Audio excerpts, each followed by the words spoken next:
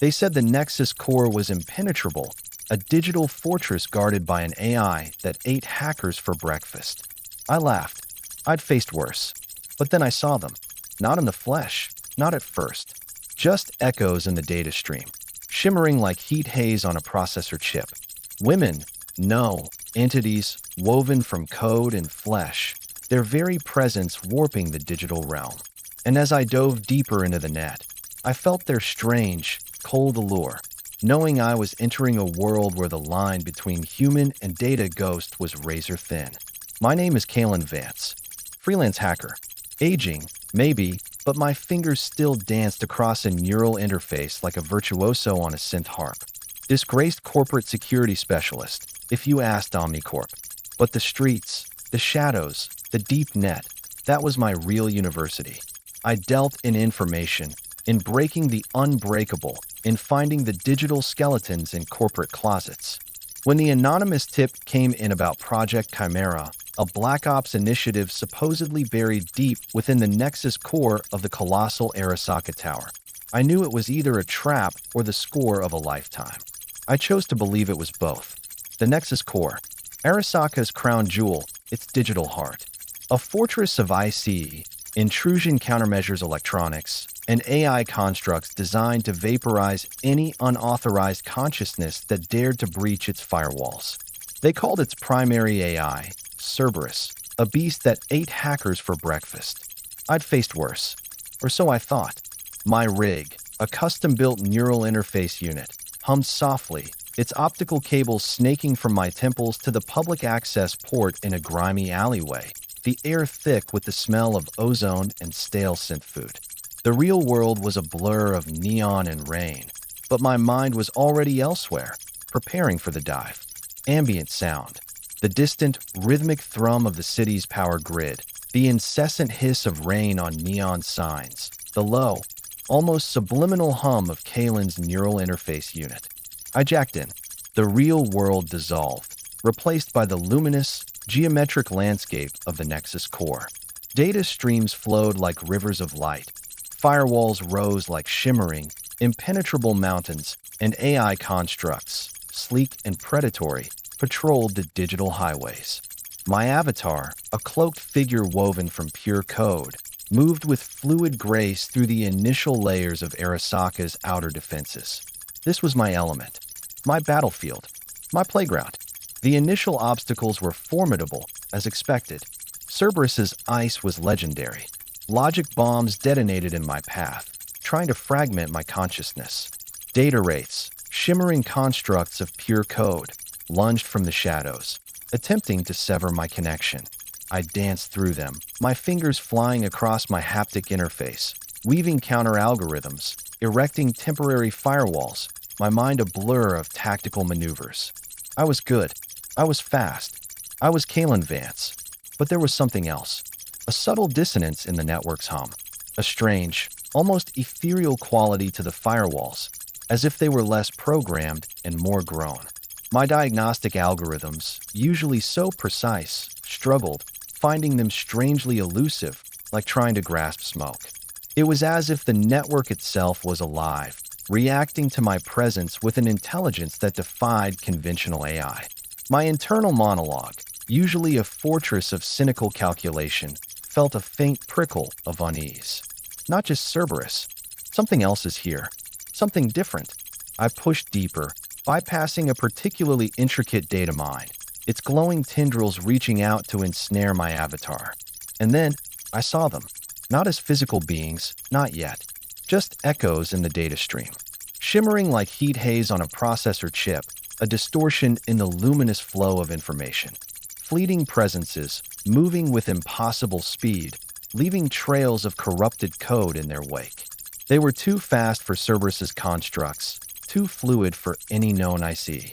Ambient sound, a faint, high-pitched whine, like a distant, struggling servo, abruptly cut short, replaced by a complex, almost melodic hum that seemed to emanate from the digital realm itself. My avatar froze. My mind reeled. What are they? They weren't programs. They weren't AI. They were something else. Their forms, though ethereal, were distinctly human-like, slender, graceful, moving with an unnerving precision that defied the laws of digital physics. They were like ghosts, woven from code and flesh, their very presence warping the digital realm. One of them, a shimmering ripple of emerald and gold, moved closer, her form resolving slightly. I saw the faint, shifting bioluminescent data patterns on her translucent skin, pulsing and flowing with her digital activity. Her eyes, or what I perceived as eyes, glowed with a complex, multi-spectrum digital overlay, an intricate pattern that seemed to absorb and refract the ambient data light. Neural port implants, seamlessly integrated into her temples, were almost indistinguishable from her skin. And as she moved, I caught a glimpse of fine haptic interfaces on her fingertips, shimmering faintly, allowing for precise data interaction. She was exquisitely beautiful, distinctly human-like, but with subtle, yet striking, functional cosmetic technological enhancements for cyber infiltration and data manipulation. Her movements in the digital world were unnaturally fluid and silent, reflecting her mastery. She was intellectually brilliant, intensely focused, possessing an almost symbiotic relationship with the network. Her allure was immediate and overwhelming. Her intellectual prowess, her mastery over the digital domain, her quiet intensity, and the strange, almost hypnotic beauty of her fusion with technology. She didn't speak in words. She communicated through a burst of pure, alien thought impressions, a complex data packet that slammed into my neural interface, bypassing my firewalls, bypassing my consciousness, speaking directly to my core. A warning, a challenge, and a strange, cold allure that promised ultimate knowledge or utter madness. My mind reeled. They're sentient, they're aware, and they're inside my head. The other echoes resolved. 3 more of them, shimmering forms of sapphire, ruby, and obsidian, their bioluminescent patterns pulsing in sync with the first. They surrounded my avatar, not aggressively, but with a chilling precision, their silent presence a profound threat. My internal monologue screamed, they're not just security, they're something else, something beyond my understanding. The lead entity, the emerald and gold shimmer, projected another thought impression, a single, complex symbol, a sigil of pure data, pulsing with a malevolent energy. It was a lock, a key, and it was connected to Project Chimera. I was immediately intrigued and unsettled. My mission, initially a simple data retrieval, had just become something far more dangerous. I was entering a world where the line between human and data ghost was razor thin, and I felt their strange, cold allure, knowing I was already pulled into their deadly orbit. The Nexus core, once a familiar landscape of digital pathways, now felt like a living, breathing entity, its data streams flowing with an alien consciousness that mirrored the presence of the cyber sentinels. My internal monologue, a relentless analytical machine, was now a besieged city, its walls crumbling under the weight of escalating paranoia and the relentless bombardment of alien thought impressions. They know me. They anticipate. They are everywhere. My primary objective shifted from data retrieval to understanding. Who were these entities? What was their connection to Project Chimera? And why did their presence warp the digital realm, leaving me both fascinated and terrified? My rig, usually a fortress of logical precision, felt like a fragile shell against their ethereal power.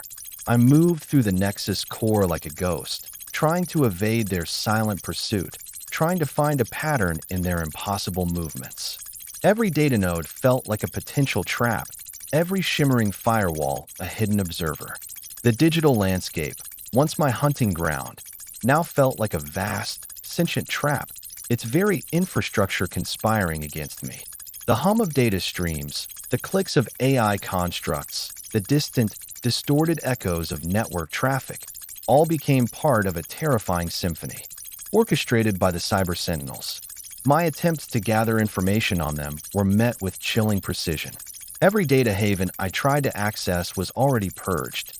Every digital contact I tried to reach was either gone or responded with cryptic, terrified warnings before their comm lines went dead. They were not just cleaning up after themselves. They were actively erasing their existence, leaving no digital dust, no human trace. Ambient sound, a sudden, sharp crackle of static from a nearby data node, followed by a distorted, almost melodic hum that seemed to emanate from the network's core. I found temporary refuge in a forgotten subnetwork, a dilapidated corner of the Nexus core, its data streams choked with ancient, corrupted code. I set up my own surveillance, a network of microprobes and optical sensors, trying to gain an edge, to see them before they saw me. My internal monologue was a constant stream of tactical analysis, trying to predict their next move, trying to find a pattern in their chilling perfection. But they were always a step ahead. One digital cycle, as I reviewed the grainy footage from my subnetwork probe, I saw it. A fleeting glimpse. The emerald and gold shimmer, the lead cyber sentinel, her bioluminescent data patterns pulsing, her glowing eyes fixed on the probe's lens. She didn't move towards it. She simply looked, and the probe's feed abruptly cut out, replaced by static. No physical contact, no visible interference, just a silent, chilling act of digital disruption. They were not just physically present, they were woven into the very fabric of the network, its data streams, its surveillance systems. My paranoia escalated, spiraling into a terrifying, all-consuming dread. They weren't just hunting me in the digital world. They were in the network, in my data, in my head. They were the environment. They were the shadows. They were the whispers in the data streams. Ambient sound, a faint, high-pitched whine, like a servo motor directly behind my avatar, quickly fading into a low, resonant thrum. I started questioning everything. Was that flicker of light in the data stream a malfunction, or their enhanced vision implants sweeping the area? Was that distant clatter a fallen data packet, or the silent click of their haptic interfaces? Was the cold touch on my avatar's skin the network's failing cooling system, or their unseen presence brushing past me? The lines between reality and illusion blurred, dissolving into an indistinguishable nightmare. My fascination with them, once a dangerous curiosity, morphed into a chilling obsession. I studied their movements, their synchronized grace, the subtle shifts in their bioluminescent patterns, reflecting the ambient data light. They were beautiful, yes, but it was the beauty of a perfectly honed weapon, a terrifying embodiment of technological evolution. And I, the human, was their imperfect prey. I found a fragmented data log from the original Project Chimera, salvaged from a deep web cache, hidden within a corrupted sector of the Nexus core. It spoke of advanced neural cybernetic integration, of human subjects undergoing radical augmentation, pushing the boundaries of consciousness and physical capability. It hinted at a collective neural network, a shared consciousness among the augmented subjects, allowing for instantaneous communication, perfect coordination. The Cyber Sentinels, they weren't just a squad. They were a single, unified mind. A terrifying, beautiful hive. My internal monologue screamed with the horrifying realization. They're not just individuals. They're a collective, a single, silent mechanism. And I'm fighting a ghost that has 1,000 eyes, 1,000 hands, and a single, unified will. The data log ended abruptly with a final, chilling entry. Subject Delta 7. Full integration achieved. Consciousness subsumed. Perfection realized. Project Chimera complete. All assets now under the direct control of the Crimson Syndicate. My blood ran cold. Subsumed. Consumed. They weren't just enhanced. They were something else. And their objective, I realized, was not just corporate espionage. It was assimilation. Perfection. And they were controlled by the Crimson Syndicate, a ruthless, shadowy organization that operated beyond the reach of corporate law, using the Nexus core as their digital fortress. The data I was seeking, it must have contained information vital to the Crimson Syndicate's operations, perhaps even their control over the Cyber Sentinels. The cat-and-mouse game had just become a fight for my very soul. And the terrifying realization of being utterly alone against an unseen, technologically perfected nightmare was a profound isolation that threatened to shatter my sanity. The Nexus core, once a familiar landscape of digital pathways, was now a battleground between my fragmented sanity and the pervasive, alien consciousness of the cyber sentinels. The whispers, once confined to my mind, now seemed to emanate from the very data streams, from the humming servers and the flickering firewalls. "You are ours," they hissed, elongated, chilling, resonating in my very bones, a direct assault on my unraveling sanity. My internal monologue, a desperate, fractured scream, clung to the last vestiges of logic. No, not real. Just my mind breaking. Just the isolation. Fight it, Kalen. Fight. But the network continued its torment, a sentient trap, mocking my every attempt at escape. Data streams would twist into impossible geometries, leading me back to where I started, or into dead ends that simply dissolved into shimmering static. Firewalls would seal shut just as I approached them, only to hiss open behind me, revealing empty darkness, or worse, a fleeting glimpse of the void itself, stars stretching and warping in impossible patterns. The luminous interfaces intensified, creating a strobe-like effect that disoriented my vision, turning every data node into a lurking threat, every AI construct into a grotesque, silent observer.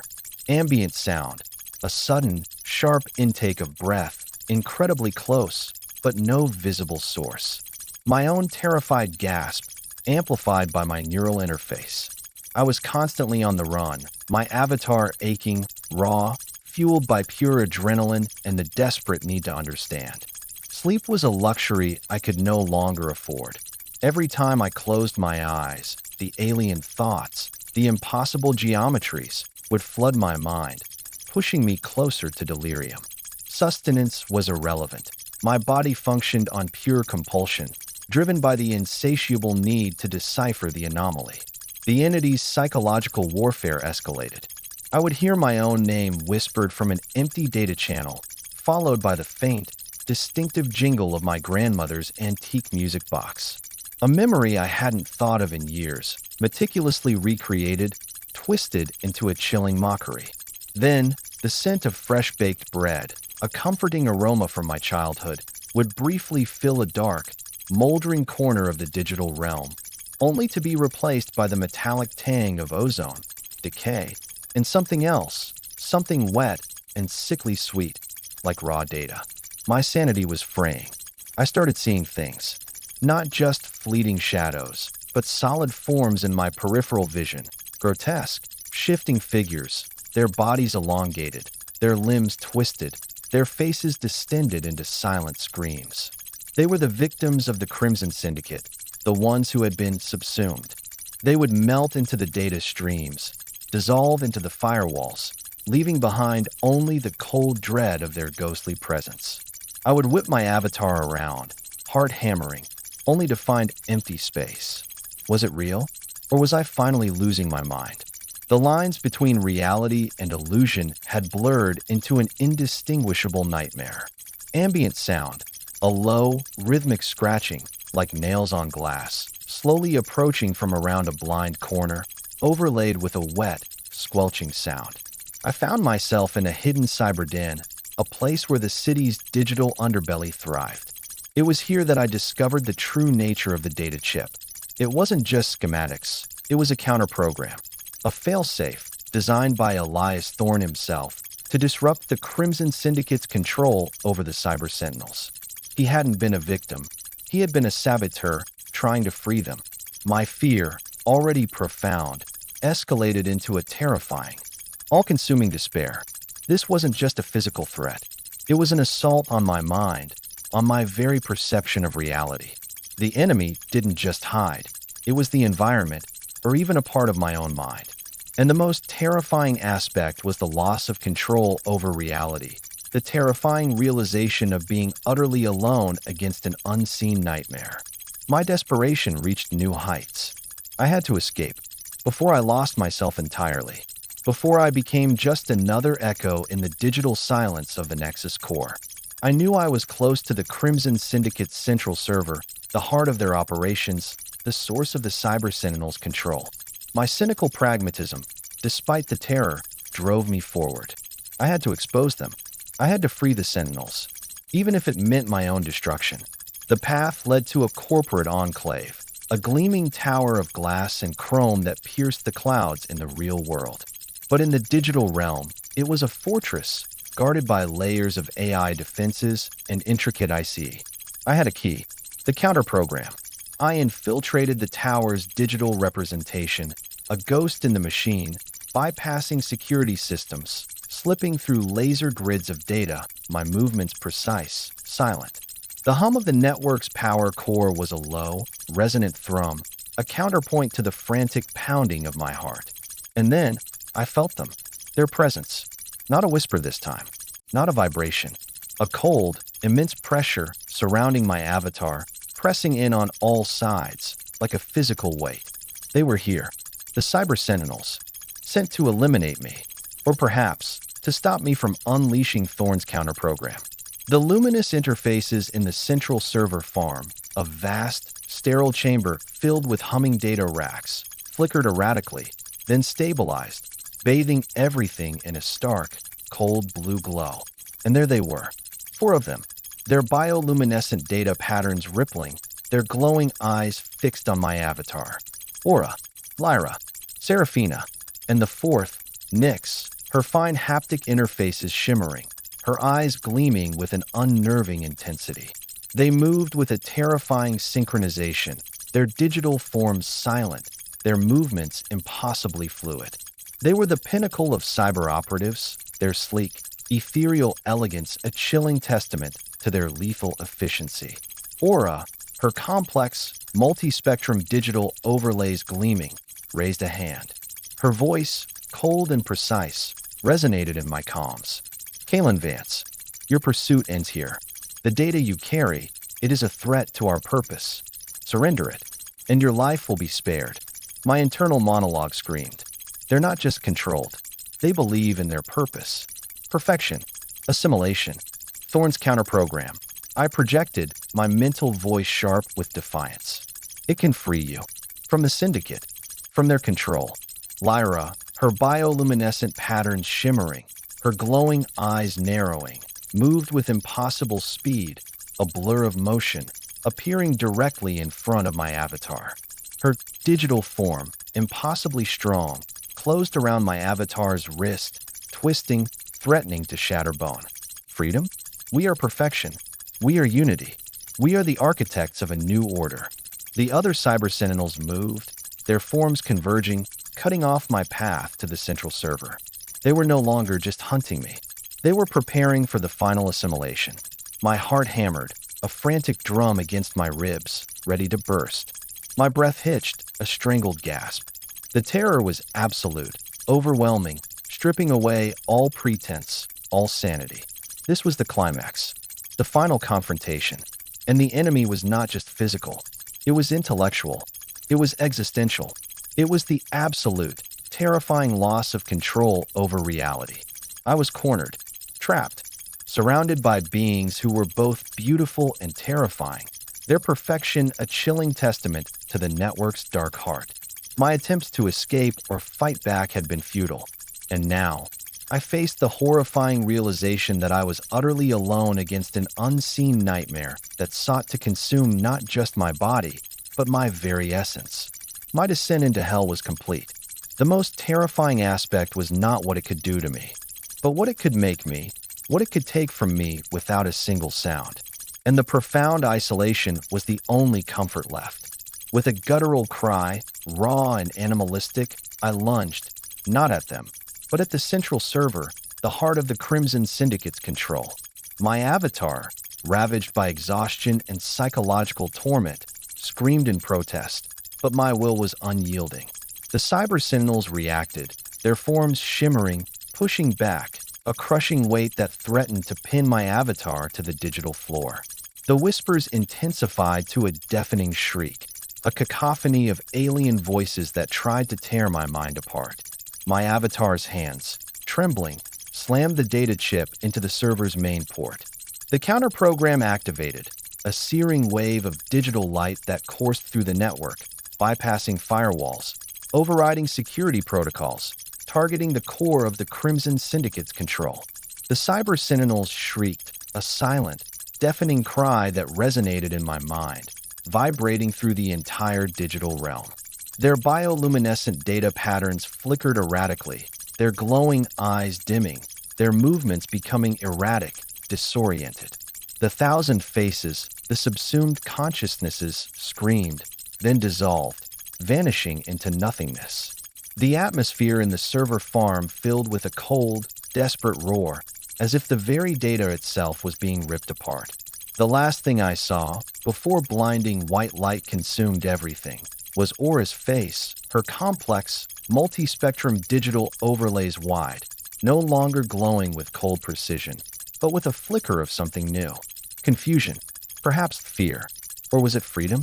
Then, oblivion, a profound, silent blackness. The resolution was deeply ambiguous and disturbing. I had unleashed the counterprogram.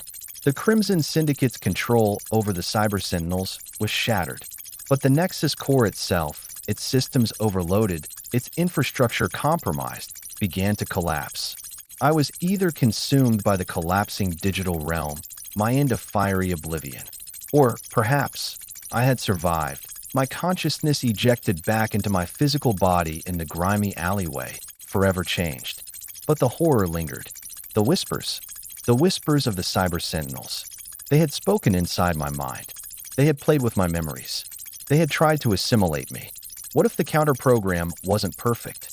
What if, in that desperate, final act of connection, a fragment of their collective consciousness, a sliver of their pervasive being, had imprinted itself onto my dissolving mind, carried away on the very wave of energy I had unleashed? My escape from the Nexus core was not a clear victory. It was a terrifying uncertainty. Did I escape? Or did I become a new vessel, carrying the unseen nightmare within me, doomed to a life of escalating paranoia, questioning every shadow, every sound, every whisper in my own mind? The horror was in the lasting psychological impact, the profound scarring of my psyche, leaving the audience with an unsettling question about what was truly real. The final, chilling realization that the enemy might not just be out there, but forever within me, the ultimate loss of control over reality. And the profound isolation was my eternal torment.